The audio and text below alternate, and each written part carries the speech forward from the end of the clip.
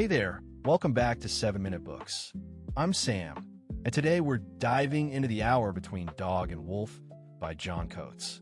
Sophie, I have to tell you, I read the title and thought it was a novel at first. Right? It sounds like something mysterious, but it's actually a neuroscience book about Wall Street traders. And that title comes from a French phrase for that weird Twilight moment when you can't tell if the shape in the distance is a friendly dog or a dangerous wolf. Yeah, and that's exactly the metaphor Coates uses for what happens inside traders' bodies when they're in the middle of high-stakes markets. The guy was a derivatives trader himself before he became a neuroscientist. That's what makes this book so compelling. He lived it. He felt his heart racing and his palms sweating, and he realized something was going on beneath the surface of rational decision-making. And that disconnect bothered him so much he left finance to get a PhD in neuroscience.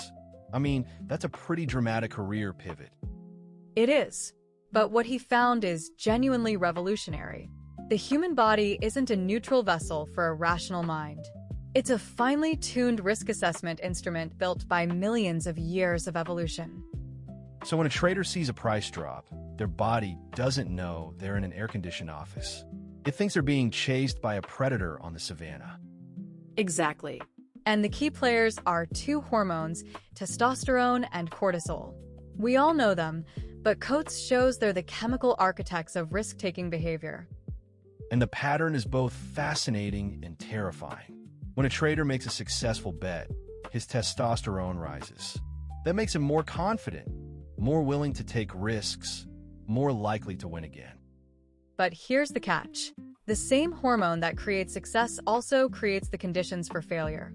As testosterone keeps rising, it starts impairing judgment.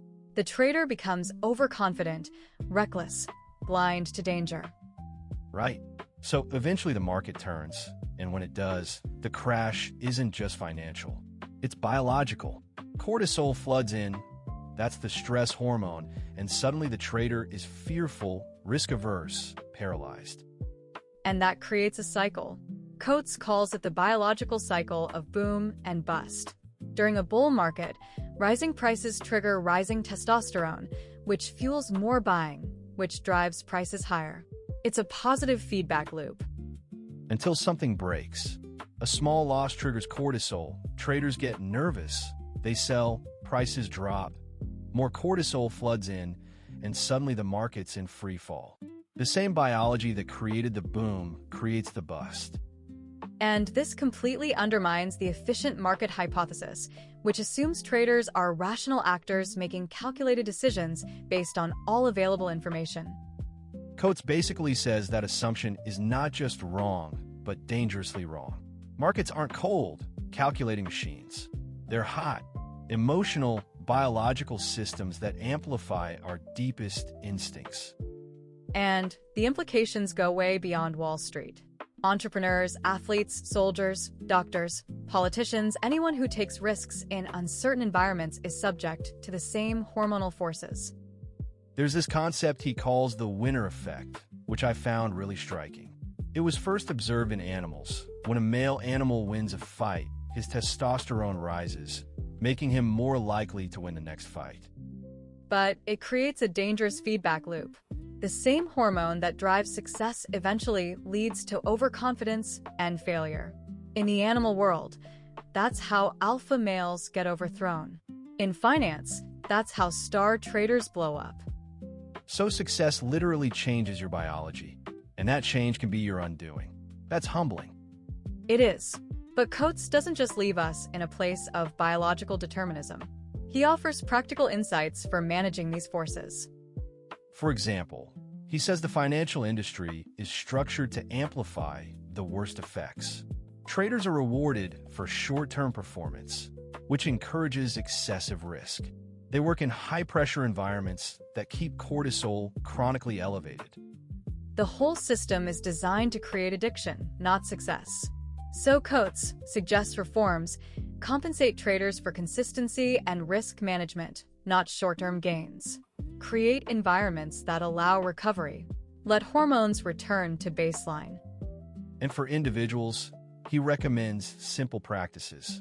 Take breaks, get enough sleep, exercise regularly, pay attention to your physical sensations.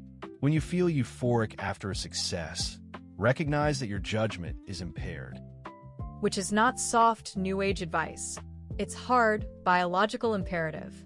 The book's deepest insight is that the boundary between body and mind isn't as clear as we think. We are physical beings who have developed rational thought, but that thought is always subject to biology. That really makes you question free will and responsibility, doesn't it? If our decisions are influenced by hormones we can't consciously control, how responsible are we? Coates doesn't answer that directly, but he raises it in a way that forces humility. We need to be more compassionate toward ourselves and others when we fail. The book ends with a call for a new kind of economics that takes biology seriously. The 2008 financial crisis wasn't just a failure of regulation. It was a failure of understanding. The models assumed rational actors and ignored the biological forces. So, if we want to prevent future crises, we need systems that work with our biology, not against it. And honestly, if you want to go deeper into this, the whole library is over at 7minutebooks.com/app with over 6,000 fiction and nonfiction titles you can read or listen to in any language. It's $2.99 a month, $9.99 a year, or $19.99 once for lifetime access. The takeaway for me is simple.